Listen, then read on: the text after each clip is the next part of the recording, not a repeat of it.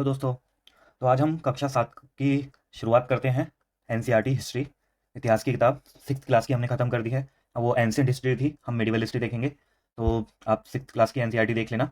आज हम पहले शुरू करते हैं फर्स्ट चैप्टर से, हज़ार वर्षों के दौरान हुए परिवर्तनों की पड़ताल। यानी जितने भी 1000 वर्षों के दौरान जो परिवर्तन हुए हैं उनको देखेंगे हम। तो यहाँ पर एक मानचित्र दिखाई दे रहा है आपको, इस मानचित्र के बारे में जानते हैं। मानचित्र 1 और 2 पर नजर डालिए। मानचित्र 1 अरब भूगोलवेता अल इदरीसी ने 1154 में बनाया था। यहाँ जो नक्शा दिया गया है वह उसके द्वारा बनाए गए दुनिया के बड़े मानचित्र का एक हिस्सा है, यानी उसने पूरा दुनिया का बड़ा मानचित्र बनाया था, उसका एक हिस्सा दे दिया है। और यह हमारा इंडिया का नक्शा है, हिस्सा है, और भारतीय उपमहाद्वीप को दर्शाता है। मानचित्र 2 एक फ्रांसीसी मानचित्रकार ने 1720 में बनाया था। मैं दिखा देता हूँ आपको मानचित्र 2। ये रहा श्रीलंका, और ये रहा इंडिया, और इसमें इंडिया ये वाला है, ऐसे उल्टा दिखाया हुआ है। दोनों नक्शे एक ही इलाके के हैं मगर उनमें काफ़ी अंतर है। अल इदरीसी के नक्शे यानी इस वाले नक्शे, नक्शा एक, दक्षिण भारत उस जगह है जहां हम आज उत्तर भारत ढूंढेंगे, और श्रीलंका का द्वीप ऊपर की तरफ है।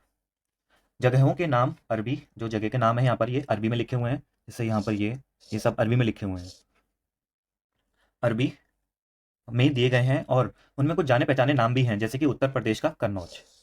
तो ध्यान रखना, उत्तर प्रदेश में है कन्नौज, ये मानचित्र में भी है। मानचित्र 2 पहले मानचित्र के बनने के लगभग 600 वर्षों बाद बनाया गया। इस काल अवधि में उपमहाद्वीप के बारे में सूचनाएं काफी बदल गई थी। यह नक्शा हमें ज्यादा परिचित लगेगा, उसमें विशेषकर तटीय इलाकों के बारीक ब्यौरे देखकर आश्चर्य होता है। यूरोप के नाविक और व्यापारी अपनी समुद्र यात्रा के लिए इस नक्शे का इस्तेमाल किया करते थे। तो हम अध्याय 6 में देखेंगे। पहले ऊपर देखते हैं कुछ। मानचित्र 1 12वीं सदी के भूगोलवेता अल इदरीसी का बनाया हुआ दुनिया के नक्शे का एक हिस्सा, जिसमें भारतीय उपमहाद्वीप को भूमि से समुद्र तक दिखाया गया है। भारतीय उपमहाद्वीप को भूमि से समुद्र तक दिखाया गया है। अब ये नाम जरूरी हो जाता है क्योंकि हर अब एग्जाम में ये नाम पूछने लगे हैं कि ये कौन था। जैसे अभी यूपीएससी में भी क्वेश्चन आया था प्री में, तो इस बार आरओ में भी प्रश्न आ सकता है कि अल इदरीसी कौन था, वो भूगोलवेता था। तो ये नाम भी ध्यान रख लेना। अब प्रश्नों की प्रकृति ऐसी हो गई है जिसको आप बता नहीं सकते, और अब हर चीज़ नए नए बदलाव आ रहे हैं, तो शायद इस बार का जो पेपर है वो भी बदलाव दिखे उसमें भी। तो इसलिए छोटी छोटी चीज़ें याद रख लेना। अब ये मानचित्र 18वीं सदी के आरंभ में ग्विलास दी लिस्ले के एटलस नूवो के अनुसार यह उपमहाद्वीप, एटलस नूवो, ठीक है, ये इसका नाम है एटलस नूवो। इन्होंने बताया था ये कैसा हमारा महाद्वीप दिखता है। ये भी नाम याद रख लेना, एटलस नूवो। चलिए आगे देखते हैं। लेकिन अब भीतरी इलाकों पर नजर डालें, क्या इनमें भी उतने ही ब्यौरे हैं जितने समुद्र तट वाले हिस्सों में। गंगा के मार्ग को देखें, इसे किस तरह से दर्शाया गया है। इस मानचित्र में तटीय और भीतरी इलाकों के बीच ब्यूरो और बारीकी का जो अंतर है, आपके ख्याल में उसका क्या कारण है।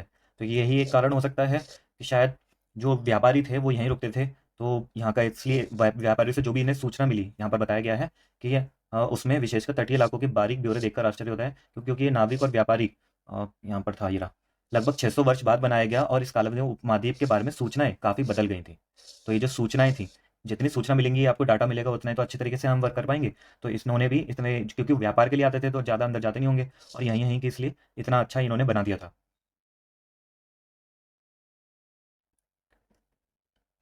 इतनी ही महत्वपूर्ण एक और बात यह है कि दूसरे युग तक मानचित्र अंकन का विज्ञान भी बहुत बदल गया था। ठीक है, एक तो पहले वो था, सूचनाएं बदल गई थी, और दूसरा जो मानचित्र अंकन का विज्ञान था वो भी बहुत बदल गया था। इतिहासकार जब बीते युगों के दस्तावेजों, नक्शों और लेखों का अध्ययन करते हैं तो उनके लिए ये उन सूचनाओं के संदर्भों का, यानी उन सूचनाओं का संदर्भ और उनकी भिन्न भिन्न ऐतिहासिक पृष्ठभूमियों का ध्यान रखना जरूरी होता है। जब कहते हैं कि कोई जो भी कुछ बात करता है तो वो अपने समय के हिसाब से करता है। जैसे आपने मूवीज देखी होंगी, जो पुरानी मूवीज हैं वो अपने समय के हिसाब से हैं, और आज की मूवी देख लो वो आज के समय के हिसाब से हैं। आज 50-50 साल बाद जो आगे मूवीज आएंगी वो अलग होंगी। तो ये जितनी भी हमारा दस्तावेज वगैरह होते हैं, जो किताबें लिखी होती हैं, जो नक्शे होते हैं, जो लेख होते हैं, वो सब, उनमें जितनी भी सूचनाएं होती हैं वो किस संदर्भ में ली गई हैं, किस कॉन्टेक्स्ट में ली गई हैं, उनका संदर्भ क्या था, तो वो देखना जरूरी होता है, और उनकी ऐतिहासिक पृष्ठभूमियाँ क्या थी, क्यों बनाई गई थी। इसलिए ये सारी चीज़ों को हमें ध्यान में रखना होता है, और ये इतिहासकार के लिए बताया गया है। तो जो हम बुक ये पढ़ रहे हैं, तो जिस इतिहासकार ने उसे लिखा है उसको किस किस बातों का ध्यान रखना पड़ा था, तो उनको इस बात पे ध्यान रखना पड़ा था कि जो सूचनाओं का संदर्भ कैसा था और ऐतिहासिक पृष्ठभूमि क्या थी। तो इस चीज़ का हमें ध्यान रखना होता है। अब नई और पुरानी शब्दावली। अब हम इसमें शब्दावली देखेंगे जो पुरानी थी, और कुछ नई भी आ गई या उसी का रूप बदल गया, और पुरानी भी चलती रही, तो इसके बारे में देखेंगे। अगर समय के साथ साथ सूचनाओं के संदर्भ बदलते हैं तो, बोला है ना, सूचनाओं के संदर्भ भी बदलते हैं, तो भाषा और अर्थों के साथ क्या होता है, तो भाषा और अर्थों के संदर्भ बदलते हैं। ऐतिहासिक अभिलेख कई तरह की भाषाओं में मिलते हैं, और ये भाषाएं भी समय के साथ साथ बहुत बदलती हैं, भाषाएं धीरे धीरे चेंज आता रहता है। उदाहरण के लिए मध्य युग की फारसी आधुनिक फारसी भाषा से भिन्न है। यह भिन्नता सिर्फ व्याकरण और शब्द भंडार में ही नहीं आई है, समय के साथ शब्दों के अर्थ भी बदल जाते हैं। अब यहाँ पे बता दिया है ना कि यहाँ पर भी प्रश्न पूछा था कि अर्थों के साथ भी ऐसा होता है, तो हाँ होता है। अर्थ, शब्दों के जो अर्थ होते हैं वो भी बदल जाते हैं। उदाहरण के लिए हिंदुस्तान, अभी हिंदुस्तान शब्द के बारे में बताया जा रहा है यहाँ पर। आज हम इसे आधुनिक राष्ट्र राज्य भारत के अर्थ में लेते हैं। जो आज हम हिंदुस्तान बोलते हैं, हिंदुस्तान हमारा, तो इसका जो संदर्भ है वो क्या है, भारत से लिया जाता है। आज के अर्थ में, आज का जो अर्थ है वो भारत से लिया जाता है। 13वीं सदी में जब फारसी के इतिहासकार मिनहाज ए सिराज ने हिंदुस्तान शब्द का प्रयोग किया था, तो ये ध्यान रख लेना, ये फारसी के इतिहासकार हैं जिन्होंने, कौन से इतिहासकार हैं, मिनहाज ए सिराज, उन्होंने हिंदुस्तान शब्द का प्रयोग किया था। तो उसका आशय पंजाब, हरियाणा और गंगा यमुना के बीच स्थित इलाकों से था। यानी उन्होंने जो हिंदुस्तान शब्द बोला था उसके लिए उनका अर्थ सिर्फ पंजाब और हरियाणा और जो गंगा यमुना के बीच जो स्थित इलाके थे बस वो था, संपूर्ण भारत नहीं था। लेकिन आज इसका संदर्भ बदल गया है और आज ये हिंदुस्तान का मतलब पूरा भारत होता है। उसने इस शब्द का राजनीतिक अर्थ में उन इलाकों के लिए इस्तेमाल किया जो दिल्ली के सुल्तान के अधिकार क्षेत्र में आते थे। यानी राजनीतिक अर्थ का मतलब है जितनी दिल्ली के सुल्तान की सत्ता थी वहां तक का इन्होंने इस्तेमाल किया था कि यहाँ तक जो दिल्ली के सुल्तान है उन सब चीजों, उन सारे जितने भी क्षेत्र उसको हिंदुस्तान बोला जाएगा। सल्तनत के प्रसार के साथ साथ इस शब्द के अंतर्गत आने वाले क्षेत्र भी बढ़ते गए। अब जितना राजनीतिक प्रसार होगा, यानी दिल्ली के सुल्तान का प्रसार होगा, उतना ही हिंदुस्तान उसमें और जुड़ता चला जाएगा। तो इसका शब्द का भी प्रसार बढ़ता गया, क्षेत्र भी बढ़ता गया। लेकिन हिंदुस्तान शब्द में दक्षिण भारत का समावेश कभी नहीं हुआ। यह हमने देखा था कि ये दिल्ली सुल्तान थे दक्षिण भारत में नहीं थे, तो इसलिए दक्षिण जो हिंदुस्तान शब्द में दक्षिण भारत का समावेश कभी नहीं हुआ। इसके विपरीत 16वीं सदी के आरंभ में बाबर ने हिंदुस्तान शब्द का प्रयोग इस उपमहाद्वीप के भूगोल, पशु पक्षियों और यहाँ के निवासियों की संस्कृति का वर्णन करने के लिए किया। जो बाबर थे उन्होंने जो हिंदुस्तान का शब्द का प्रयोग किया वो एक भूगोल के रूप में किया और यहाँ पर जो इन लोगों के निवासी थे उनकी संस्कृति का वर्णन करने के लिए किया। यह प्रयोग 14वीं सदी के कवि अमीर खुसरो द्वारा प्रयुक्त शब्द हिंद के ही कुछ कुछ समान था। अब ये ध्यान रखना कि जो हिंद शब्द किसने प्रयुक्त किया है, एक तो अमीर खुसरो ने किया था और ये कवि थे। और कब के कवि थे, 14वीं सदी के कवि थे। अमीर खुसरो से प्रश्न आ सकता है, पूछा जा सकता है कि अमीर खुसरो किस काल के कवि थे, तो 14वीं सदी के कवि थे ये। मगर जहां भारत को एक भौगोलिक और सांस्कृतिक सत्व के रूप में पहचाना जा रहा था, वहां हिंदुस्तान शब्द से वे राजनीतिक और राष्ट्रीय अर्थ नहीं जुड़े थे जो हम आज जोड़ते हैं। समझे, जहां भारत को एक भौगोलिक और सांस्कृतिक दोनों में जोड़ दिया जाता है, वहां हिंदुस्तान का ऐसा कुछ भी नहीं था। देख लेते हैं क्या लिखा है राइट साइड में। क्या आपको ऐसे कुछ और शब्दों का ध्यान आता है जिनके अर्थ भिन्न भिन्न संदर्भों में बदल जाते हैं? सोचना कुछ शब्द। किसी भी शब्द का प्रयोग करने में इतिहासकारों को बहुत सावधान रहना चाहिए, क्योंकि अतीत में उन शब्दों के कुछ अलग ही अर्थ थे। बोल रहे हैं ना, अतीत में उन शब्दों के अलग ही अर्थ थे। उदाहरण के लिए विदेशी जैसा सीधा साधा शब्द ही ले लीजिए। अब यहाँ देखना विदेशी का क्या अर्थ होगा। हमारे लिए आज इसका अर्थ होता है ऐसा व्यक्ति जो भारतीय ना हो, उसे विदेशी बोलते हैं। तो मध्य युग में मानो किसी गांव में आने वाला कोई भी अनजाना व्यक्ति जो उस समाज या संस्कृति का अंग ना हो, विदेशी कहलाता था। ये मध्य युग की बात है। ऐसे व्यक्ति को हिंदी में परदेसी और फारसी में अजनबी कहा जा सकता है। तो ऐसा जो विदेशी होता था उस समय, विदेशी उसको बोला जाता था जो किसी दूसरे गांव में जा रहा, रहता उसी देश का ही है, भारत का ही है, लेकिन जब अजनबी व्यक्ति है, अनजान व्यक्ति है, तो उसको विदेशी ही बोला जाएगा। तो उस समय विदेशी ये नहीं है कि वो दूसरे देश से आया है जैसा कि आज होता है। तो ऐसा व्यक्ति हिंदी में अगर बोलते हैं उसे परदेसी बोलते हैं आज के में, और फारसी में अजनबी बोलते हैं कि कोई अजनबी आया जिसे हम जानते नहीं है। इसलिए गांव किसी नगरवासी के लिए वनवासी विदेशी होता था। नगरवासी के लिए जो वन में वास करता है वो भी विदेशी होता है। किंतु एक ही गांव में रहने वाले दो किसान अलग अलग धार्मिक या जाति परंपराओं से जुड़े होने पर भी एक दूसरे के लिए विदेशी नहीं होते थे, क्योंकि वो उन्हें जानते थे। तो वो विदेशी कैसे हो जाएंगे? यहाँ पर तो उन लोगों को विदेशी बोला जाता था जो अनजान व्यक्ति होते थे। आगे देखते हैं इतिहास और उनके स्रोत। अब ये इतिहासकार जो जिन्होंने ये सारी चीजें लिखी तो किसी से देखकर ही लिखी होंगी, कहीं से जानकारी उन्होंने ली, तो वो जानकारी कौन सी थी वो देखेंगे यहाँ पर। इतिहासकार किस युग का अध्ययन करते हैं, किस युग का अध्ययन और उसकी खोज की प्रकृति क्या है, जो वो खोज करते हैं उसकी प्रकृति क्या है, इसे देखते हुए वे अलग अलग तरह के स्रोतों का सहारा लेते हैं।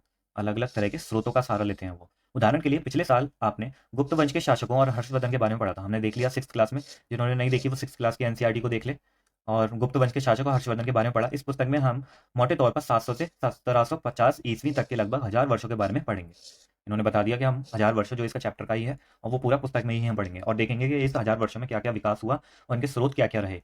इस काल के अध्ययन के लिए इतिहासकार जिन स्रोतों का प्रयोग करते हैं उनमें आपको बहुत सी बातें ऐसी मिलेंगी जो पिछले युग में वैसी ही चली आ रही है।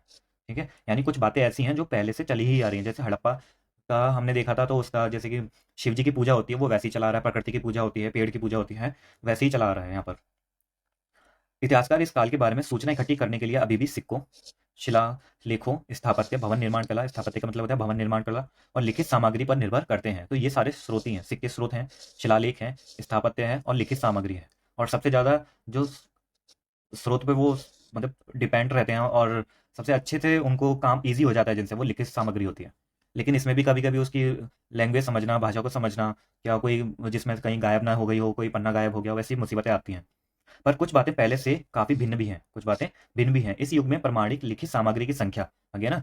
प्रमाणिक लिखित सामग्री की जो संख्या है और विविधता आश्चर्यजनक रूप से बढ़ गई। ठीक है? प्रमाणिक पूछ रहा है, ऑथेंटिक जो सोर्स होते हैं, जैसे पेपर जब बनाते हैं, जो टीचर्स पेपर बनाते हैं यूपीएससी का, यूपीपीसीएस का, जिसका भी जो भी पेपर होगा सरकारी गवर्नमेंट का, तो वो सोर्स लेते हैं, वो भी ऑथेंटिक लेते हैं।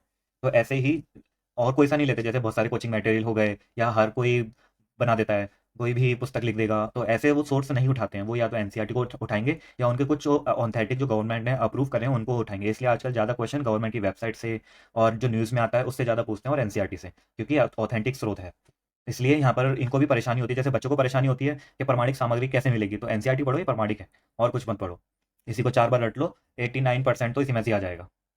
90 भी बोल सकते हो आप। न्यूज़पेपर और एनसीईआरटी बस, और प्रीवियस ईयर क्वेश्चन पेपर सब इसी में से आ जाएगा। तो यही है, इनकी संख्या बढ़ी और विविधता आश्चर्यजनक रूप से बढ़ गई। जैसे ये भी कंफ्यूज हो गए। इसके आगे इतिहासकार सूचनाओं के दूसरे प्रकार के स्रोतों का इस्तेमाल धीरे धीरे कम करने लगे। यानी जब उन्हें लिखित सामग्री मिल रही है तो दूसरे का क्या करेंगे यूज करके।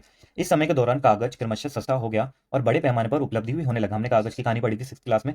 लोग धर्म ग्रंथ, शासकों के वृत्तांत, संतों के लेखन तथा उपदेश, अर्जियां, अदालतों के दस्तावेज, हिसाब और करों के खाते आदि लिखने में इसका प्रयोग करने लगे। ये कागज की बात बता रहे हैं कि किस किस चीज़ों में कागज का प्रयोग होता था। तो धर्म ग्रंथ जो हम पढ़ते हैं कि ये बहुत बाद में लिखे गए, तो ये क्यों लिखे गए थे? क्योंकि तब कागज की उपलब्धता बढ़ गई थी। शासकों के वृत्तांत, संतों के लेखन और उपदेश, ये सारी चीज़ें, अर्जियां, अदालतों के दस्तावेज, हिसाब और करों के खाते, सारी चीज़ें अब लिखित में रखने लग गए वो। धनी व्यक्ति, शासक, जन, मठ तथा मंदिर पांडुलिपियां एकत्रित किया करते थे। अब ये जो लोग थे, धनी व्यक्ति, अमीर लोग, जो शासक होते थे, राजा वगैरह, जो मठ होते थे और जो मंदिर होते थे, ये अपने में पांडुलिपियां इकट्ठी कर लेते थे, एकत्र कर लेते थे। इन पांडुलिपियों को पुस्तकालयों तथा अभिलेखागारों में रखा जाता है। तो जो पुस्तकालय और अभिलेखागार, इन पांडुलिपियों तथा दस्तावेजों से इतिहासकारों को बहुत सारी विस्तृत जानकारी मिलती है। अब ये जितनी भी चीज़ें इन्होंने यहाँ पर पांडुलिपियां रखी थी संभाल करके, तो इतिहासकारों ने इसका अध्ययन किया और उन्हें वहां से विस्तृत जानकारी मिली। मगर साथ ही इनका उपयोग कठिन है, कुछ कठिनाइयाँ जैसे मैंने आपको पहले बताया है अभी। उन दिनों छापेखाने तो थे नहीं, इसलिए लिपिक या नकलन वीस हाथ से ही पांडुलिपियों की प्रतिकृति प्रतिकृति बनाते थे। तो लिपिक या फिर नकलन वीस, नकल नवीस, शायद ये नकल नवीस, हाथ से ही पांडुलिपियों की प्रकृति प्रतिकृति बनाते थे। अगर आपने कभी किसी मित्र के गृह कार्य की नकल उतारी है तो आप जानते होंगे कि यह काम आसान नहीं है। कभी कभी आपको अपने मित्र की लिखावट समझ में नहीं आती, तो ये परेशानियां इनको भी थी। जब आप नकल करोगे तो लिखावट नहीं समझ में आएगी और आपको मजबूर होकर अंदाजा ही लगाना पड़ता होगा कि क्या लिखा गया है। फलस्वरूप आपके लिखे पत्र, आपके लिखे में और मित्र के लिखे में कुछ छोटे मोटे लेकिन महत्वपूर्ण अंतर आ जाते होंगे। अब अंतर तो आ ही जाएंगे, जब वो कुछ और लिख रहे हैं, हम कुछ और लिख रहे हैं। पांडुलिपि की प्रतिलिपि बनाने में भी कुछ कुछ यही होता था। जो पांडुलिपि की प्रतिलिपि बना रहे हैं उसमें भी ये सारी परेशानियां आती थी। प्रतिलिपियां बनाते हुए लिपिक छोटे छोटे फेरबदल करते चलते थे। कहीं कोई शब्द, कहीं कोई वाक्य। शब्द तो चल भी जाता है, यहाँ तो वाक्य इन्होंने परिवर्तित कर दिया। सदी दस सदी दर सदी प्रतिलिपियों की भी प्रतिलिपियां बनती रहीं और अंततः एक ही मूल ग्रंथ की भिन्न भिन्न प्रतिलिपियां एक दूसरे से बहुत ही अलग हो गई। यानी जब वो प्रतिलिपि से प्रतिलिपि, प्रतिलिपि से प्रतिलिपि बनती चली गई, तो किसी ने शब्द में परिवर्तन किया, किसी ने वाक्य में किया, तो ऐसे एक एक शब्द व एक एक वाक्य करते करते, जैसे बूंद बूंद से घड़ा भरता है, ऐसे ही ये जो मूल ग्रंथ था उसकी प्रतिलिपियां बहुत अलग हो गई। इससे बड़ी गंभीर समस्या उत्पन्न हो गई, क्योंकि आज हमें लेखन की मूल पांडुलिपियां शायद ही कहीं मिलती हैं। हमें बाद के लिपिकों द्वारा बनाई गई पांडुलिपियों पर ही पूरी तरह निर्भर रहना पड़ता है। इसीलिए इस बात का अंदाजा लगाने के लिए कि मूलतः लेखक ने क्या लिखा था, इतिहासकारों को एक ही ग्रंथ की विभिन्न प्रतिलिपियों का अध्ययन करना पड़ता है। ये वैसा ही है जैसे कि हम एक किताब पढ़ते हैं और एक किताब में हमें लगता है कि इसकी इन्फॉर्मेशन गलत है, तो हम 4 किताबें पढ़ते हैं, लाइब्रेरी जाते हैं, वहाँ किताबें ढूंढते हैं, और अगर हम देखते हैं कि हाँ इसमें सही चीज़ है, तब हम उसे अपने या तो असाइनमेंट में लिखेंगे या फिर अपने नोट्स में लिखेंगे। कई बार लेखक स्वयं भी समय समय पर अपने मूल वृत्तांत में संशोधन करते रहते थे। 14वीं शताब्दी के इतिहासकार जियाउद्दीन बर्नी ने अपना वृत्तांत पहली बार 1356 में और दूसरी बार इसके 2 वर्ष बाद लिखा था। दोनों में अंतर है, लेकिन 1971 तक इतिहासकारों को पहली बार वाले वृत्तांत की जानकारी ही नहीं थी। बताओ, उन्हें जो पहली बार जो वृत्तांत था उनके बारे में जानकारी 1971 में हुई थी, तब हमें पता चला कि एक 1356 में और उसके 2 वर्ष बाद 57-58 में लिखा गया था। तो उनको 58 वाला था उनके पास, और 71 में पता चला उन्होंने जो पहला वाला था वो 56 में लिखा था। यह पुस्तकालयों के विशाल संग्रहों में कहीं दबा पड़ा था। चलिए ऊपर देखते हैं जो रह गया है। इसे देखते हैं। कागज का मूल, दो प्रसंगों की तुलना। 13वीं सदी के मध्य में एक विद्वान को एक पुस्तक की प्रतिलिपि की जरूरत पड़ी। उसके पास उतना कागज नहीं था, इसलिए उसने एक ऐसी पांडुलिपि को धो डाला जिसकी उसे जरूरत नहीं थी। बताओ, उसने कागज की जरूरत पड़ी तो उसने उस पांडुलिपि को ही धो दिया और उसके कागज को सुखाकर इसका इस्तेमाल कर लिया। जो पांडुलिपि जो लिखी थी वो तो उड़ गया फिर। एक सदी बाद अगर आप बाजार में कोई खाद्य पदार्थ खरीदते हो तो हो सकता है कि आपको किस्मत अच्छी होती है और दुकानदार वह वस्तु कागज में लपेट कर देता।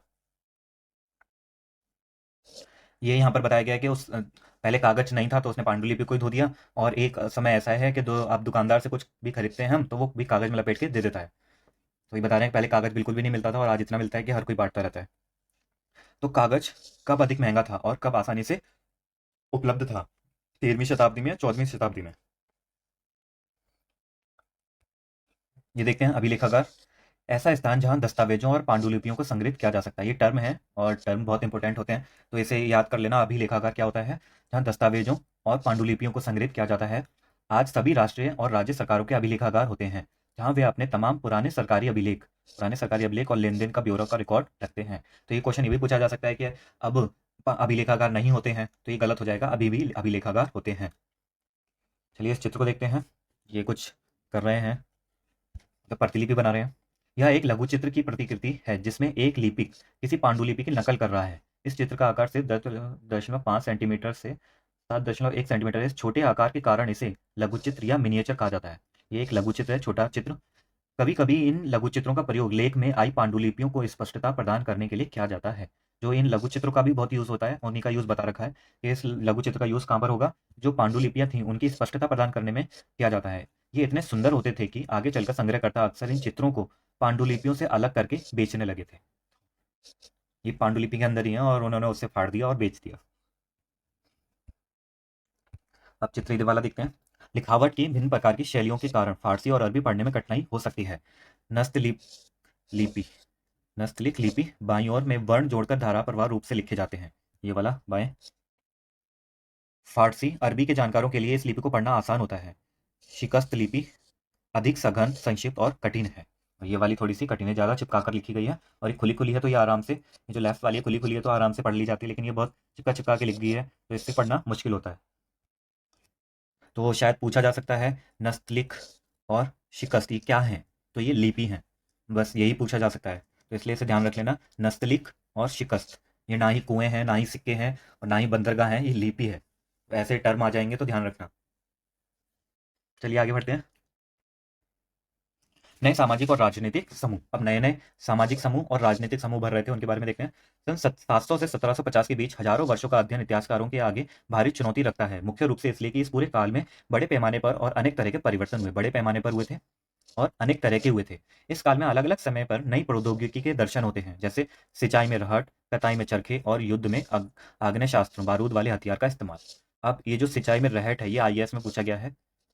पूछा था ये रहट क्या है? तो ये एक सिंचाई करने का उपकरण है, पहिया है, जो हम यहाँ देखते हैं। ये रहा, ये रहट है। ये रहा रहट, ये पहिया है ऐसा, और इससे पानी निकाला जाता था। तो ये यूपीएससी ने अपने आईएएस प्री में पूछा हुआ है, तो ऐसे शायद यूपीपीसीएस भी पूछ ले। तो रहट और कताई में चरखे और युद्ध में आग्नेय शास्त्रों का इस्तेमाल, ये सारे प्रौद्योगिकी में परिवर्तन हो रहे थे। अब इस उपमहाद्वीप में नई तरह का खान पान भी आया, जैसे कि आलू, मक्का, मिर्च, चाय, कॉफ़ी। ये भी क्वेश्चन पूछा गया है कि पुराने खाद्य पदार्थ और नए खाद्य पदार्थ, ऐसा ही कुछ था, वो कौन कौन से थे? तो ये नई तरह के थे। कॉफ़ी। ध्यान रहे कि ये तमाम परिवर्तन नई प्रौद्योगिकियों और फसलें उन लोगों के साथ आए जो नए विचार भी लेकर के आए थे। तो यही प्रश्न पूछा था यूपीएससी ने आईएएस में। देखो दो क्वेश्चन यहीं से ही उठाए हैं इसने, नए सामाजिक और राजनीतिक समूह वाले टॉपिक से दो क्वेश्चन यहीं से आ गए हैं। तो ये जितने भी परिवर्तन थे वो नई प्रौद्योगिकियां और फसलें, जितने भी परिवर्तन हो रहे हैं वो उन लोगों के साथ आए थे जो नए विचार, जो लोग आ रहे थे यहाँ पर उनके साथ आए थे, जो नए विचार भी लेकर के आए थे। नए नए विचार, सिर्फ प्रौद्योगिकी में परिवर्तन नहीं हो रहा था, विचारों में भी परिवर्तन हो रहा था। परिणाम स्वरूप यह काल आर्थिक, राजनीतिक, सामाजिक और सांस्कृतिक परिवर्तनों का भी काल रहा। यानी जो लोग आते हैं वो अपने साथ जो विचार लेकर के आते हैं, तो उन विचारों से लोग प्रभावित होते हैं जहाँ पर वो आते हैं। तो वो कुछ बताते हैं, तो जब वो लोग व्यापार करने आते हैं तो आर्थिक परिवर्तन होता है, जब कोई दूसरा शासक बन जाता है राजनीतिक परिवर्तन होता है, सामाजिक परिवर्तन होता है, सांस्कृतिक परिवर्तन होता है। दो ग्रुप के जो वर्ग होते हैं उनके उनकी संस्कृतियाँ मिलती हैं, तो वो आपस में देखते हैं किसी की संस्कृति कैसी है, तो ये परिवर्तन आते हैं। इनके बारे में 5 6 7 चैप्टर में देखेंगे, तो ये बने रहना मेरे साथ ही। देखते हैं, इस युग में लोगों की गतिशीलता, एक स्थान से दूसरे स्थान पर आना जाना भी बहुत बढ़ गई। यहाँ पे गतिशीलता का मतलब बताया गया है, क्योंकि कोई बच्चा 7वीं क्लास में होता है उसे नहीं पता होता गतिशीलता क्या होता है, इसलिए तो गतिशीलता वो होती है कि एक स्थान से दूसरे स्थान पर आना जाना, इसको गतिशीलता बोलते हैं। और तो ये क्या था, बहुत बढ़ गया था। अवसर की तलाश में लोगों के झुंड दूर दूर की यात्राएं करने लगे थे। अवसर की तलाश यह आज भी होता है। इस उपमहाद्वीप में अपार संपदा और अपना भाग्य गढ़ने के लिए अपार संभावनाएं मौजूद थी। तो हमारे भारतीय उपमहाद्वीप की बात हो रही है ये, कि यहाँ पर अपार संपदा थी और अपना भाग्य गढ़ने के लिए अपार संभावनाएं थी। पुराने जो पहले भारत में ही आते थे, और अब तो सब कोई विदेश भाग रहा है, वहाँ संभावनाएं ढूंढ रहा है। पता नहीं हमारे देश की अपार संपदा और संभावनाएं कहाँ गई। संपदा को तो पता नहीं, लेकिन संभावनाएं तो अभी भी मौजूद हैं। तो जब आप कुछ बड़े अफसर वगैरह बन जाएं, तो इन संभावनाओं को ही बाहर निकालना, संपदा तो अपने आप ही आ जाएगी। इस काल में जिन समुदायों का महत्व बढ़ा, उनमें एक समुदाय था राजपूत, जिसका नाम राजपुत्र अर्थात राजा का पुत्र से निकला है। जो राजपूत हैं आज के, उनका जो नाम निकला है वो राजपुत्र से निकला है। राजपुत्र, पुत्र का मतलब बेटा, पुत्र, और राज का राजा, राजा का पुत्र। 8वीं से 14वीं सदी के बीच यह नाम आमतौर पर योद्धाओं के उस समूह के लिए प्रयुक्त होता था जो क्षत्रिय वर्ण के होने का दावा करते थे। अब यहाँ पर बता दिया है, जो ये राजपूत का जो नाम है वो किसके लिए यूज होता था, आमतौर पर योद्धाओं के लिए, कि उस समूह के लिए प्रयुक्त होता था जो क्षत्रिय वर्ण में होने का दावा करते थे। राजपूत शब्द के अंतर्गत केवल राजा और सामंत वर्ग ही नहीं, बल्कि वे सेनापति और सैनिक भी आते थे, जो पूरे उपमहाद्वीप में अलग अलग शासकों की सेनाओं में सेवारत थे। यानी इसमें बता दिया है कि सिर्फ राजा और सामंत ही नहीं, सेनापति भी आते थे, सैनिक भी आते थे, जो पूरे उपमहाद्वीप में अलग अलग शासकों की सेनाओं में सेवारत थे। तो अगर आपसे पूछा जाए कि जो राजपूत है उसके अंदर कौन कौन शामिल था, सिर्फ राजा सामंत, तो ये नहीं होगा। राजा भी थे, सामंत भी थे, सेनापति और सैनिक सभी थे। कवि और चारण राजपूतों की आचार संहिता, प्रबल पराक्रम और स्वामी भक्ति का गुणगान करते थे। जो कवि होते थे, जैसे कि हमने उसमें देखा था 6th क्लास में, तो ये कवि और चारण होते थे, ये क्या करते थे, राजपूतों की आचार संहिता, प्रबल पराक्रम और स्वामी भक्ति का गुणगान करते थे। जो उनकी आचार संहिता थी कि वो कैसे लोग रहते थे, कितना उसमें प्रबल प्रबल पराक्रम था, और उसकी स्वामी भक्ति, कितने वो अच्छे स्वामी थे, उन सभी का वो गुणगान करते रहते थे। इस युग में राजनीतिक दृष्टि से महत्व हासिल करने के अवसरों का लाभ मराठा, सिख, जाट, अहोम और कायस्थ, मुख्यतः लिपिकों और मुंशियों का कार्य करने वाली जाति। अब यहाँ पर कुछ याद रहे ना रहे, ये कायस्थ जरूर याद कर लेना। कायस्थ का मतलब होता है लिपिकों और मुंशियों का कार्य करने वाली जाति आदि समूह ने भी उठाया। यहाँ पर जितना भी राजनीतिक दृष्टि से महत्व हो रहा था, उसका जो अवसर का लाभ इन सब लोगों ने उठाया। ये देखते हैं पर्यावास। इसका तात्पर्य, पर्यावास क्या होता है, किसी भी क्षेत्र के पर्यावरण और वहां के रहने वालों की सामाजिक और आर्थिक जीवन शैली से है। पर्यावास जहाँ पर भी जो लोग रहते हैं उसको, उसका पर्यावास बोला जाता है, हैबिटेट, और उसमें उसकी सामाजिक और आर्थिक जीवन शैली दोनों आती हैं। अब यहाँ से शुरू करते हैं। इस पूरे काल के दौरान क्रमशः जंगलों की कटाई हो रही थी और खेती का इलाका बढ़ता जा रहा था। कुछ क्षेत्रों में यह परिवर्तन अन्य क्षेत्रों की अपेक्षा अधिक तेजी से और पूरे तौर पर हुआ। पूरे तौर पर मतलब खत्म नहीं, पूरा खत्म हो गया, ऐसा नहीं कि बीच में छूट गया।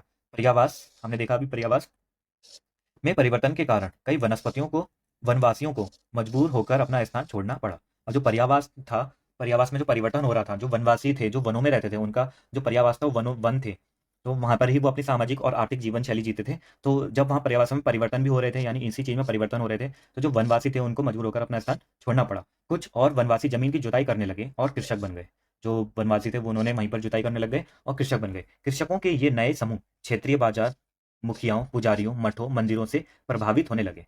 ये सारे किससे प्रभावित होने लगे, कृषकों के नए समूह क्षेत्रीय बाजारों से, जो बाजार लगते थे, मुखियाओं से, पुजारियों से, मठों से और मंदिरों से, इन सबसे प्रभावित होने लगे। वे बड़े और जटिल समाजों के अंग बन गए। अब देखा, पहले वो वनवासी थे, उनका संस्कृति अलग थी, लेकिन धीरे धीरे जो ये परिवर्तन आ रहे थे, जो पर्यावास में परिवर्तन हुई, जंगलों की कटाई हुई, तो ये जिनकी अपनी संस्कृति थी वो क्या हो गए, इन बड़े और जटिल समाजों के अंग बन गए।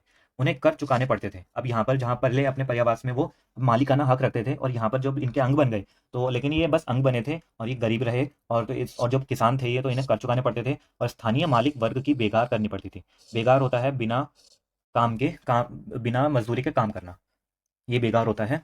और वहां के जो स्थानीय मालिक पर था उसके घर में बेगार करना पड़ता था। परिणाम स्वरूप किसानों के बीच आर्थिक और सामाजिक अंतर उभरने लगे, और यहीं से असमानता पैदा होने लगी। कुछ के पास ज़्यादा उपजाऊ ज़मीन होती थी, कुछ लोग मवेशी भी पालते थे और कुछ लोग खेती से खाली समय में दस्तकारी आदि का कुछ काम कर लेते थे। तो ये जो परिवर्तन है, जो अंतर उभर रहे हैं, तो अंतर को जैसे कोई पार्ट टाइम जॉब कर लेता है, तो वही चीज़ यहाँ पर बताई गई है। कोई जिसके पास कुछ भी मिले, कोई ज़मीन उपजाऊ ज़मीन होती थी तो वहाँ पर किसी के पास ज़्यादा है, किसी के पास कम है, और कुछ मवेशी भी पाल रहे हैं वहाँ पर, जो जिसके पास ज़्यादा उपजाऊ ज़मीन होगी वो मवेशी भी पाल लेते थे, डबल इनकम हो जाती थी। और कुछ लोग खेती से खाली समय में, जब खेती जो बीज वगैरह बो देते थे, तो वो दस्तकारी भी कर लेते थे।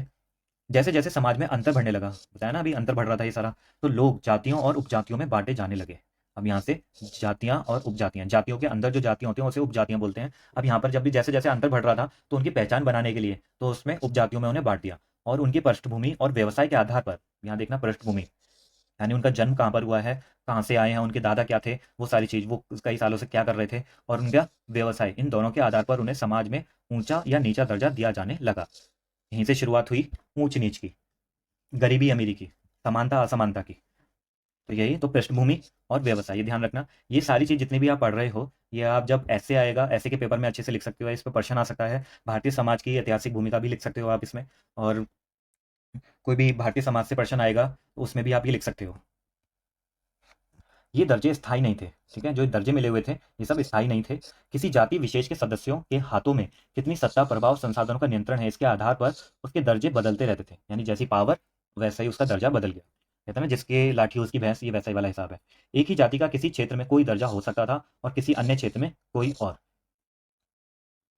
यहाँ पहले इसमें देख लेते हैं, इस अनुभाग में जो प्रौद्योगिकी, आर्थिक और सामाजिक सांस्कृतिक परिवर्तन वर्णित हैं, उनमें से कौन कौन से परिवर्तन आपकी समझ में आपके शहर या गांव में सबसे महत्वपूर्ण रहे। अब ये सारे परिवर्तनों के बारे में पूछ रहे हैं कि जो आपका शहर है, गांव है, मतलब थोड़ा दिमाग लगा चलाने वाली बातें कर रहे हैं, ये पूछ रहे हैं। तो आप अपना दिमाग चलाइए और सोचिए थोड़े बारे में, जो ये परिवर्तन हुए हैं ये कैसे हैं, आपके जो शहर थे गाँवों में, उनमें कैसे महत्वपूर्ण रहे। चलिए यहाँ से देखते हैं। अपने सदस्यों के व्यवहार का नियंत्रण करने के लिए, यहाँ ध्यान देना, सदस्यों के व्यवहार का नियंत्रण, यहाँ नियंत्रण शब्द आ रहा है। जहाँ भी नियंत्रण होता है वहाँ पर स्वतंत्रता गायब हो जाती है, और यहाँ पर व्यवहार का नियंत्रण हो रहा है। ठीक है, करने के लिए जातियाँ स्वयं अपने अपने नियम बनाती थी। ठीक है, जैसे कहते हैं ना, अरे उस जाति में भियानी होगा तेरा, वो मार डालते थे, ऐसे होता था। तो ये किसने बनाया? उनके व्यवहार को नियंत्रण करने के लिए उन्होंने नियम बनाए खुद ही। इन नियमों का पालन जाति के बड़े बुजुर्गों की एक सभा करवाती थी। अब ये बड़े बुजुर्ग तो क्या बोलूं, इसके बारे में कभी और बातें करेंगे। करवाती थी, जिसे कुछ इलाकों में जाति पंचायत कहा जाता था। ये ध्यान रखने लेना, जाति पंचायत। इसके न्यूज़ भी बहुत आई थी, जाति पंचायत ने लड़कों को मार दिया, लड़कियों को मार दिया, क्योंकि वो शादी करने जा रहे थे, दूसरी जाति के थे। बहुत ये न्यूज़ में रहा था कई साल पहले। लेकिन जातियों को अपने निवास के गांवों के रिवाजों का पालन भी करना पड़ता था। जातियां, एक तो अपने जातियों के भी नियम है, और जातियों को किसका पालन भी करना पड़ रहा है, जहाँ पर वो रहते हैं, उनके जो गांव हैं, तो गांवों के रिवाजों का भी पालन करना पड़ता था। इसके अलावा कई गांवों पर मुखियाओं का शासन होता था। मिल मिलाकर वे किसी राज्य की एक छोटी इकाई भर होती थी। क्षेत्र और साम्राज्य, इसे देखते हैं। चोल, तुगलक या मुगल जैसे बड़े बड़े राज्यों के अंतर्गत कई सारे क्षेत्र आ जाते थे। अब इनके बारे में अध्याय में जो आगे आते जाएंगे उसके बारे में पढ़ेंगे। तो ये क्रम भी ध्यान रखना, पहले चोल, तुगलक और मुगल, और बड़े बड़े राज्यों के अंदर कई सारे क्षेत्र आ जाते थे, यानी उनका जो विस्तार होता था बहुत ज़्यादा होता था। दिल्ली के सुल्तान गयासुद्दीन बलबन, जो गयासुद्दीन बलबन थे, बलबन की प्रशंसा में एक संस्कृत प्रशस्ति, उनकी प्रशंसा लिखी गई थी, उसमें एक संस्कृत प्रशस्ति है। प्रशस्ति को उदाहरण के लिए अध्याय 2 देखिए, हम देखेंगे बाद में जब अध्याय 2 पे जाएंगे। तो उसमें एक विशाल साम्राज्य का शासक बताया गया है। किसको बताया गया है? गयासुद्दीन बलबन को एक विशाल साम्राज्य का शासक बताया गया है, जो पूर्व में बंगाल यानी गोंड से लेकर पश्चिम में अफगानिस्तान के गजनी यानी गजन तक फैला हुआ था। अभी ध्यान रख लेना, ये जो शब्द हैं बंगाल, गोंड और गजनी, ये किस किस में आते हैं? ये अफगानिस्तान में है गजनी, और ये बंगाल में गोंड। तो इसलिए इसे ध्यान दे लेना, ये पूछा जा सकता है, कुछ भी पूछा जा सकता है, इसलिए आपको बस ध्यान में रखना है। तक फैला हुआ था, और जिसमें संपूर्ण दक्षिण भारत भी आ जाता था। दक्षिण भारत को द्रविड़ बोलते हैं, इसलिए बोलते हैं द्रविडियन भाषा। गोंड, आंध्र, केरल, कर्नाटक, महाराष्ट्र, गुजरात आदि भिन्न भिन्न क्षेत्रों के लोग उसकी सेना के आगे पलायन कर जाते थे, यानी उनके आगे पलायन कर जाते थे। इतिहासकार विजय अभियान के इन दावों को अतिशयोक्तिपूर्ण मानते हैं। यानी जो बोल रहे हैं कि जो ये पलायन कर जा रहे हैं इतने सारे लोग, जैसे मतलब हाथ समर्पण कर दिया, तो ये थोड़ी अतिशयोक्तिपूर्ण है, ये सच नहीं हो सकता। साथ ही वे यह समझने की कोशिश में भी लगे रहते थे कि शासक लोग इस उपमहाद्वीप के भिन्न भिन्न भागों पर अपने अधिकार का उल्लेख क्यों करते रहते हैं, वो ये भी समझ रहे हैं। अब ये अतिशयोक्ति लगता ही है, क्योंकि प्रशंसा की जा रही है। मैंने आपको पहले ही बताया था, जो प्रशस्ति होती है वो प्रशंसा ही होती है। तो प्रशंसा, कोई किसी राजा की प्रशंसा करेगा तभी वो सुखी रहेगा। अगर उसने प्रशंसा के बदले कुछ अलग लिख दिया तो या तो वो मारा जाएगा, या उसका पूरा घर भी मिटा दिया जाएगा, उसका नामो निशानी खत्म हो जाएगा। और अगर प्रशंसा लिखेगा तो प्रशंसा में उसे धन दौलत मिलेगी, जमीन मिलेगी, इसलिए प्रशंसा ही लिखते थे। तो इसलिए कुछ बढ़ा चढ़ा कर ही लिखते देते ये। तो ये सारे जितने भी यहाँ पर नंबर दिए गए हैं, सारे यहाँ पर लिखा गया है। सिविस्तान, उच्च, मुल्तान, कालानौर, लाहौर, समाना, कन्नौज, बदायूं, दिल्ली, ये सारे यहाँ पर बताए गए हैं। मानचित्र 3 ये वाला देखते हैं। मिस्र के शिहाबुद्दीन उमरी द्वारा रचित मसालिक अल अबसर फी ममालिक अल अमसर के अनुसार, क्या नाम है ये, एक ही नाम है भाई,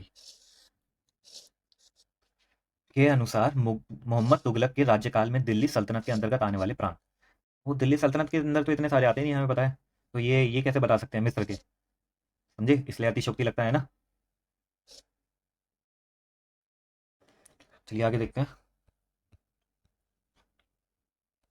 भाषा तथा क्षेत्र। सन 1318 में कवि अमीर खुसरो, ये नाम याद रख लेना, कवि अमीर खुसरो ने इस बात पर गौर किया था कि इस देश के हर क्षेत्र की एक अलग भाषा है। यानी जो हमारा देश है इसकी अलग भाषा है। सिंधी, लाहौरी, कश्मीरी, द्वार समुद्री दक्षिण कर्नाटक में, तेलंगानी आंध्र प्रदेश में, गुजरी गुजरात में, महाबारी तमिलनाडु में, गौड़ी बंगाल में, अवधी उत्तर पूर्व प्रदेश में, और हिंदवी दिल्ली के आसपास के क्षेत्र में। यहाँ की रीजनल लैंग्वेज हैं ये सारी, जो क्षेत्रीय भाषाएं हैं, जैसे कि आज भी चलती हैं। तो ये सब अलग अलग भाषाएं हैं, उनने ये देखा अमीर खुसरो ने। अमीर खुसरो ने आगे बतलाया कि इन भाषाओं के विपरीत एक भाषा संस्कृत भी है, जो किसी विशेष क्षेत्र की भाषा नहीं है। ठीक है, ये सब क्षेत्रीय भाषा है, लेकिन संस्कृत जो है वो एक विशेष क्षेत्रीय भाषा नहीं है, यह एक प्राचीन भाषा है जिसे केवल ब्राह्मण जानते हैं, आम जनता नहीं। अब ये चीज़ देखना, अब संस्कृत सबको पढ़ाई जाती है और अब आम बच्चा जानना ही नहीं चाहता, ना ही आम जनता जानना चाहती है। यह अमीरी की भाषा थी पहले। अमीर खुसरो द्वारा उल्लेखित भाषाओं की एक सूची बनाई है, और एक सूची उन भाषाओं के नामों की बनाई है जो उनके द्वारा उल्लेखित क्षेत्रों में बोली जाती हैं। जो नाम एक से हैं उन्हें रेखांकित कीजिए, और जो नाम भिन्न हैं उनके चारों ओर घेरा खींच दीजिए। अब आपको समझ में ही आ गया होगा, ये सारी भाषाएं हमें सेम टू सेम लगती हैं। जैसे अवधी हो गई, हिंदवी हो गई, तेलंगानी, सिंधी, लाहौरी, कश्मीरी। क्या आपने ध्यान दिया है कि समय के साथ भाषाओं के नाम बदल गए हैं? ठीक है, सारे जितने भी भाषाएं हैं उनके नाम बदल गए हैं। जैसे गुजरी, अब क्या हो गया गुजरात का, बताना मुझे।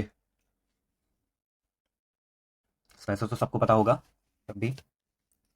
सन 700 तक कई क्षेत्रों के अपने अपने भौगोलिक आयाम तय हो चुके थे। कई जो क्षेत्र थे, अब जो हमने ऊपर देखे, उनके भौगोलिक आयाम यानी वो कितना कहाँ तक फैला हुआ है, और उनकी अपनी भाषा और सांस्कृतिक विशेषताएं स्पष्ट हो गई थी। यानी ये भी पता चल गया था कि उस एक भौगोलिक क्षेत्र के अंदर जो भाषा होगी और सांस्कृतिक विशेषता होंगी, उन जैसे लोग रहेंगे। अध्याय 9 में आपको इनके बारे में और अधिक जानकारी मिलेगी। ये क्षेत्र विशेष शासक राजवंशों से भी जुड़ गए थे। इन राज्यों के बीच काफी टकराहटें चलती रहती थी। जब वो ये जो क्षेत्र थे राजवंश से जुड़ गए तो वो लड़ते रहते थे। कभी कभी चोल, खलजी, तुगलक और मुगल जैसे राजवंश अनेक क्षेत्रों में फैला एक विशाल साम्राज्य भी खड़ा कर लेते थे। हमने देखा है कि इन लोगों ने अनेक क्षेत्रों तक फैला हुआ एक विशाल साम्राज्य खड़ा कर लिया था। ये सभी साम्राज्य समान रूप से स्थिर या सफल नहीं हो पाते थे, क्योंकि इतने बड़े साम्राज्य को संभालना ही नहीं मुश्किल होता था। कितना मुश्किल होता होगा वहां पर कंट्रोल रखना। आज के ज़माने में तो सूचना प्रौद्योगिकी है, सब कुछ पता चल जाता है, लेकिन उस ज़माने में अगर कोई, जैसे साउथ में अगर उसमें कुछ हो जाता है, सत्ता परिवर्तन होने की कोशिश होती है, तो दिल्ली से कैसे जाएंगे।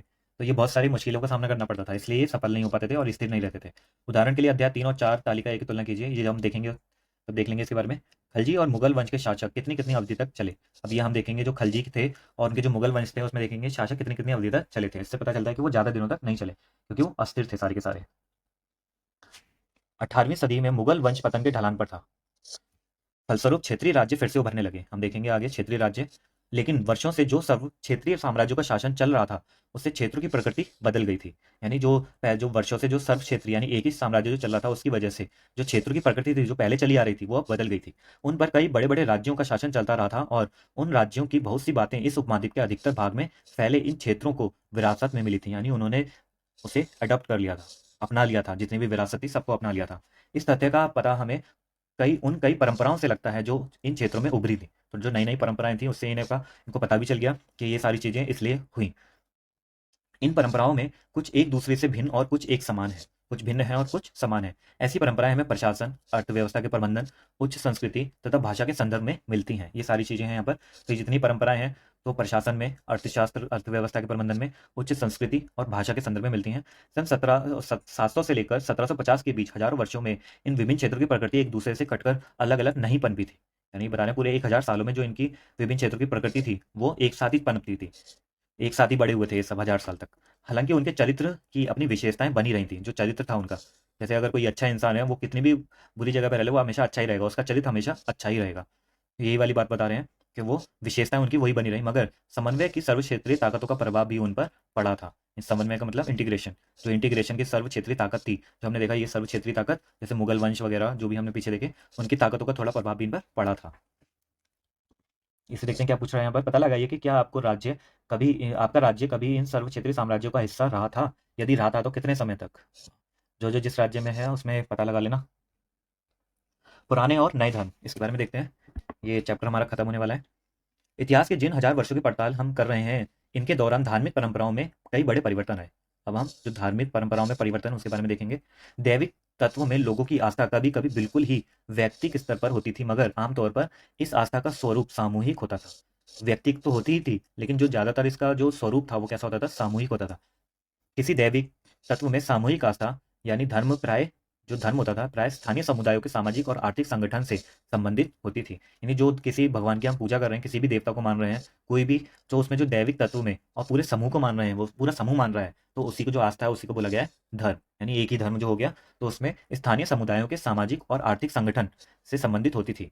जैसे जैसे इन समुदायों का सामाजिक संसार बदलता गया, अब जो ये समुदाय थे, स्थानीय समुदाय, इनका सामाजिक संसार बदलता गया, वैसे ही इनकी आस्थाओं में भी परिवर्तन आता गया। ये सारा चैप्टर पूरा है ना परिवर्तन से रिलेटेड है, इसलिए सारी चीजें बस परिवर्तन बता रहे हैं, किस किस में परिवर्तन होते गए हैं। आज हम जिसे हिंदू धर्म कहते हैं, उसमें भी इसी युग में महत्वपूर्ण बदलाव आए। मैंने जैसे पहले भी बताया था 6th क्लास में एनसीईआरटी जब हम कर रहे थे कि हिंदू धर्म में बहुत परिवर्तन हुए थे। इन परिवर्तनों में से कुछ थे नए देवी देवताओं की पूजा, ये पहला परिवर्तन हो गया। राजाओं द्वारा मंदिरों का निर्माण, समाज में पुरोहितों के रूप में ब्राह्मणों का बढ़ता महत्व और बढ़ती सत्ता। यहाँ पर जो पुरोहितों के रूप में जो ब्राह्मण थे उनका महत्व बढ़ गया था। नए देवी देवताओं की पूजा होने लगी। ये अजीब ही लगता है, नए देवी देवता। राजाओं द्वारा मंदिरों का निर्माण, ये जो मंदिरों का निर्माण करते थे वो अपनी सत्ता दिखाने के लिए करते थे, और जब कोई आक्रमण करता था तो इन मंदिरों को ही सबसे पहले निशाना बनाया जाता था। तो जब मंदिर तोड़ दिए जाते थे तो लगता था कि जो सामने वाला जो आक्रमण करता है वो ज़्यादा पावरफुल है, ज़्यादा शक्तिशाली है। और जितने बड़े आप मंदिर बनवाते थे उतना ही फुल लगता था कि जितना बड़ा मंदिर उतना ही बड़ा राजा, इसलिए मंदिरों का निर्माण ही राजा करवाते थे। आगे देखेंगे हम ये सब। संस्कृत ग्रंथों के ज्ञान के कारण, जो संस्कृत ग्रंथ थे उनके ज्ञान के कारण समाज में ब्राह्मणों का बड़ा आदर होता था। जो संस्कृत ग्रंथ थे उनका उनका ही ज्ञान ज्ञान था उनको, क्योंकि इन्हीं को ही ज्ञान होगा, दूसरों को तो पढ़ने देते नहीं थे ये, तो इन्हीं को तो ज्ञान होगा। अब इसीलिए इनका उस वजह से आदर भी होने लगा। इनके संरक्षक थे, कौन कौन थे इनके संरक्षक, नए नए शासक जो स्वयं प्रतिष्ठा की छाव में थे, वो भी स्वयं ही प्रतिष्ठा भी चाह रहे थे, तो उन्होंने इनकी उंगली पकड़ ली ब्राह्मणों की, और क्योंकि इनके पास पावर थी शासकों के पास, तो इन्होंने ब्राह्मणों को संरक्षण भी दिया। तो इन्हें प्रतिष्ठा मिल गई और ब्राह्मणों को संरक्षण मिल गया। इन संरक्षकों का समर्थन होने के कारण समाज में इनका दबदबा और भी बढ़ गया था। समझे, यहाँ से इन दोनों ने, वो यही कह सकते हो, ब्राह्मण और क्षत्रिय ने मिलकर के आपस में हाथ मिला लिया और राज किया। ये देखते हैं, क्या आपको संस्कृत ज्ञान और ब्राह्मणों के बारे में अमीर खुसरो की टिप्पणियां याद है। हमने देखा था ना वहाँ पर, वो अमीर खुसरो बोलते हैं कि ये संस्कृत थी वो तो सारी बस जो ब्राह्मण थे वही बोलते थे।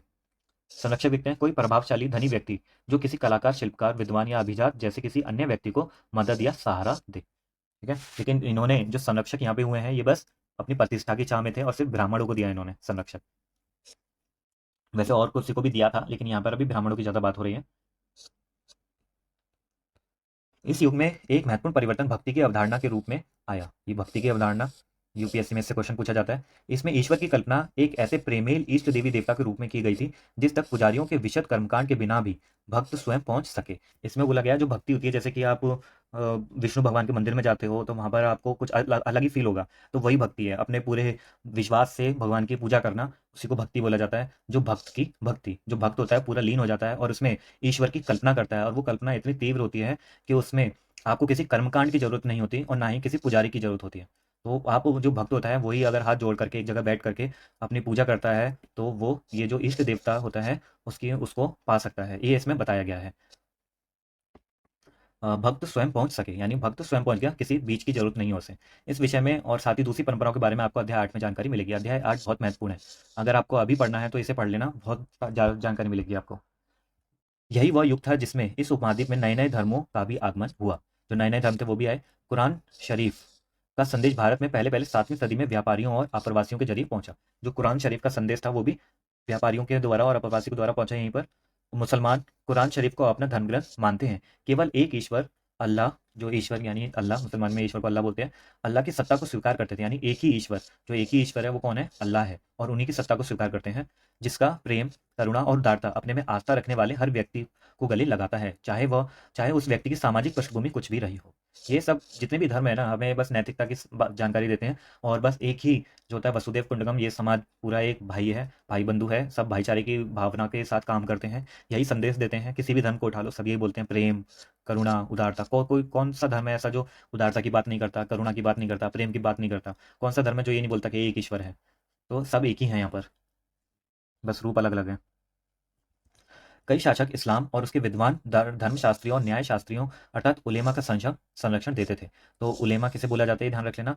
जो न्याय शास्त्री थे उनको उलेमा बोला जाता है, जो धर्मशास्त्री, जो विद्वान थे उनको धर्मशास्त्री और न्याय शास्त्री को उलेमा बोला जाता है इस्लाम में। हिंदू धर्म की ही भांति इस्लाम के अनुयायी भी अपने धर्म की अलग अलग तरह से व्याख्या करते थे। मुसलमानों में कुछ शिया थे, जो पैगंबर साहब के दामाद अली को मुसलमानों का विधि सम्मत नेता मानते थे। जो शिया होते हैं, आपने देखा होगा न्यूज़ में, शिया और सुन्नी जो विवाद होता था, तो उसकी भी यहाँ पर बताया गया है। तो जो शिया थे वो पैगंबर साहब के दामाद जो अली थे, उनको मानते थे वो अपना नेता, शिया। कुछ सुन्नी थे जो खलीफाओं के प्रभुत्व को स्वीकार करते थे। ये खलीफा यही लोग थे जो उलेमा लोग थे, धर्मशास्त्री और न्याय शास्त्री के स्वीकार करते थे। इस्लाम के आरंभिक दौर में इस धर्म का नेतृत्व करने वाले खलीफा कहलाते थे। तो खलीफा कौन है? इस धर्म का नेतृत्व करने वाले, जो भी नेतृत्व कर रहे हैं वो खलीफा कहलाते थे। आगे भी इनकी परंपरा चलती रही। इस्लामी न्याय सिद्धांत, विशेषकर भारत में हनफी और शफी ऐसे सिद्धांत हैं। यानी इस्लामी न्याय सिद्धांत, ये भी प्रश्न पूछा जा सकता है, जो इस्लामी न्याय सिद्धांत वो हनफी और शफी, ये किस धर्म से संबंधित है, ऐसे प्रश्न पूछा जा सकता है कि हनफी और शफी। वैसे तो ये आपको नाम से ही पता चल जाएगा, हनफी और शफी, फारसी या अरबी भाषा के। ध्यान रखना, ये इस्लामी न्याय सिद्धांत हैं ये दोनों, कि विभिन्न परंपराओं में भी कई महत्वपूर्ण अंतर रहे हैं। ऐसे ही धर्म सिद्धांतों और रहस्यवादी विचारों को लेकर विभिन्नता देखने को मिलती है। आगे देखते हैं समय और इतिहास के कालखंडों पर विचार। कितना रह गया है ये? और बस एक पेज रह गया है। चलिए इसे खत्म करते हैं हम। इतिहासकार समय केवल घड़ी या कैलेंडर की तरह नहीं देखते, यानी कि केवल घंटों, दिन या वर्षों के बीतने के रूप में ही नहीं देखते। उनका नजरिया यह है कि समय सामाजिक और आर्थिक संगठन में आने वाले परिवर्तनों को झलकाता है। तो समय के बारे में बात करी जा रही है यहाँ पर कि इतिहासकार का जो व्यू होता है, व्यू पॉइंट होता है, वो बिल्कुल अलग होता है। वो कैसे देखता है इतिहासकार इनको? तो वो देखता है सामाजिक और आर्थिक संगठन में आने वाले परिवर्तन, जितने भी परिवर्तन है उनको बताता है ये समय। यह दिखलाता है कि विचारों और विश्वासों में कितना स्थायित्व रहा है और कितना परिवर्तन आया है। यह अतीत को समान विशेषता रखने वाले कुछ बड़े बड़े हिस्सों, युगों या कालों में बांट दिया जाए तो समय का अध्ययन कुछ आसान हो जाता है। यदि जो हम अतीत जो पढ़ रहे हैं उसको कुछ बड़े बड़े हिस्सों में बांट दिया, जैसे युगों या कालों में बांट दिया जाता है, तो इससे जो अध्ययन होता है वो बहुत आसान हो जाता है। 19वीं सदी के मध्य में अंग्रेज इतिहासकारों ने भारत के इतिहास को 3 युगों में बांटा। ये जो हम पढ़ते हैं, अभी आगे देखेंगे कैसे कैसे medieval history, ancient history, modern history कैसे बनी, ये भी अंग्रेजों ने ही बांटी थी समझने के लिए। तो ये 3 जो युगों में बांटा था वो था हिंदू, मुस्लिम और ब्रिटिश। जो हिंदू थे, पहले हमने देखा, जो एंशिएंट हिस्ट्री है वो पूरी हिंदू की है। जो मिडिवल हिस्ट्री है पूरी मुसलमानों की है, मुस्लिम। और जितना भी वो ब्रिटिश, मॉडर्न इंडिया है, वो ये ब्रिटिश का है, जब से इनका राष्ट्र शुरू होता है। हम पढ़ते भी इसी में ही हैं तब। यह विभाजन इस विचार पर आधारित है कि शासकों का धर्म ही एकमात्र महत्वपूर्ण ऐतिहासिक परिवर्तन होता है, और अर्थव्यवस्था, समाज और संस्कृति में और कोई भी महत्वपूर्ण बदलाव नहीं आता। तो ये जिसने भी इतिहासकारों ने बोला है, ये उन्होंने बताया कि जो भी शासक होते हैं उनका धर्म बदल जाता है तो उसी के साथ ही सब चीज़ बदल जाती है। अर्थव्यवस्था में, समाज में और संस्कृति में ज़्यादा कोई परिवर्तन नहीं आता। इस दृष्टिकोण से इस उपमहाद्वीप की अपार विविधता की भी उपेक्षा हो जाती है। देखो ये दृष्टिकोण यानी गलत है, ठीक है। यहाँ पे जो इतनी भी उपमहाद्वीप की जो विविधता है उसकी उपेक्षा हो जाती है, यानी उसे शामिल ही नहीं किया जाता। बस ये अंग्रेजों ने अपने अपने को औचित्य सिद्ध करने के लिए कि हम भी यहाँ पर आए हैं, क्योंकि पहले भी 2 थे, तो बस अपना दिखाने के लिए इन्होंने बताया कि वो यहाँ पर आए हैं तो हमारा जो धर्म है वो अलग है, और इससे कुछ फ़र्क नहीं पड़ने वाला ज़्यादा। इस काल विभाजन को आज बहुत कम इतिहासकार स्वीकार करते हैं। अधिकतर इतिहासकार आर्थिक और सामाजिक कारकों के आधार पर ही अतीत के विभिन्न कालखंडों की विशेषताएं तय करते हैं। तो यानी किससे करते हैं? आर्थिक और सामाजिक कारकों के आधार पर। पिछले साल आपने जो इतिहास पढ़े उसमें प्राचीन समाजों के कई प्रकारों का समावेश था, जैसे शिकारी संग्राहक, प्रारंभिक दौर के कृषिकर्मी, शहरों और गांवों के निवासी, और प्राथमिक दौर के राज्य और साम्राज्य। ये सारे लोग हमने देखे थे प्राचीन समाज, है ना, एंशिएंट हिस्ट्री।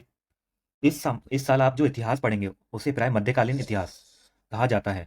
इसमें आपको कृषक समाजों का विस्तार, इसमें विस्तार दिखेगा, क्षेत्रीय और सामाजिक राज्यों के उदय, कभी कभी तो ग्रामवासियों और वनवासियों की कीमत पर प्रधान धर्मों के रूप में हिंदू धर्म, इस्लाम धर्म के विकास, और यूरोप में व्यापारी कंपनियों के आगमन के बारे में और विस्तार से जानकारी मिलेगी। अब यहाँ पर ये चीज़ बताई गई है कि कृषक समाजों के विस्तार हुआ है यहाँ पर, फिर क्षेत्रीय और सामाजिक राज्यों का उदय हुआ है, फिर जो ग्रामवासी और जो वनवासी थे उनकी कीमत पर प्रधान धर्मों के रूप में हिंदू धर्म, इस्लाम धर्म का विकास। यानी जो ग्रामवासी वनवासी थे उनके अलग कल्चर थे, उनके अलग धर्म थे, तो उनको जो प्रधान धर्म था जैसे कि हिंदू धर्म और इस्लाम धर्म, तो इन्हीं धर्मों में इन लोगों को, ग्रामवासी और वनवासियों को मिला लिया गया। यानी इनके भगवान को भी है ना, हिंदू धर्म के जो भगवान थे उन्हीं भगवान को दर्जा दे दिया। वो बोल दिया कि भाई आप ये जो तुम्हारे जो भगवान है वो हमारे हिंदू धर्म के भगवान के ही दूसरे रूप हैं, तो हमारे इस हिंदू धर्म को ही अपना लो आप। तो ये इसी बात को ये बताया गया है कि कीमत पर, ग्रामवासियों और वनवासियों की कीमत पर प्रधान धर्मों के रूप में हिंदू धर्म, इस्लाम धर्म के विकास, यानी इनकी कीमत पर इनका विकास हुआ। ठीक है, तो हिंदू धर्म का विकास इनकी कीमत पर हुआ। और तीसरा, यूरोप से व्यापारी कंपनियों के आगमन। हमने देखा यूरोप से फिर व्यापारी कंपनियां आएंगी और फिर कैसे भारत गुलाम बन जाएगा धीरे धीरे। तो ये आगे हम बहुत सारी चीजें देखेंगे। भारत के इतिहास के ये 1000 साल अनेक बदलावों के साक्षी रहे हैं, अनेक बदलावों के साक्षी रहे हैं। आखिरकार 16वीं और 18वीं शताब्दी 8वीं या 11वीं शताब्दियों से काफी भिन्न थी। इसलिए इस सारे काल को एक ऐतिहासिक इकाई के रूप में देखना समस्याओं से खाली नहीं है। फिर मध्यकाल की तुलना प्राय आधुनिक काल से की जाती है। आधुनिकता के साथ भौतिक उन्नति और भौतिक प्रगति का भाव जुड़ा हुआ है। आधुनिकता से किसकी चीज का भाव जुड़ा है? भौतिक उन्नति और बौद्धिक प्रगति का भाव जुड़ा हुआ है। इससे आशय यह निकलता है कि मध्यकाल रूढ़िवादी था और उस दौरान कोई परिवर्तन ही नहीं हुआ है। लेकिन हम जानते हैं कि ऐसा नहीं है।